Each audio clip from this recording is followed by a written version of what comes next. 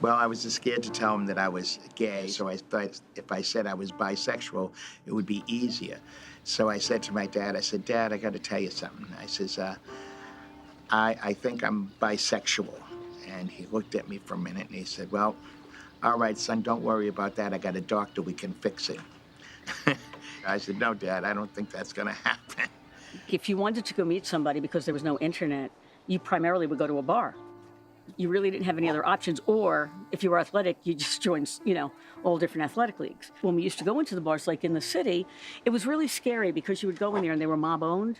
You're young, you're a kid, you're poor, you're a teacher, and you'd have a Coke and you'd try to nurse it. And a bouncer would come up and he'd go, have a drink? And you'd be like, no, no, I have a drink. And he goes, you need a drink. Get a drink. It'd be like, as soon as the ice cube melted, you had to buy a new drink.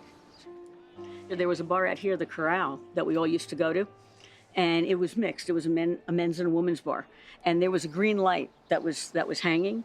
And what would happen was, as soon as the light turned red, you would see everybody would go with somebody of the other sex. It was illegal to be gay, so if two guys were dancing, you had to have a girl, and the owner would be there at the jukebox because we didn't have DJs. I'm going, we need a girl over here. We need a girl over here. If you were congregating on corners in the village or any place like that, the police would come and round you up and bring you to jail overnight and let you go in the morning. It was just harassment. You had to have 3 articles of your gender clothing.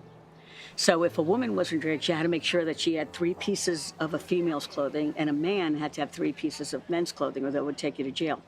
Once I jumped over a fence when I knew the cops were in and I wasn't sure, and it would be like, and I just stayed away for 2 hours before I could come back and get my car. It's just the way life was. So every week I'd be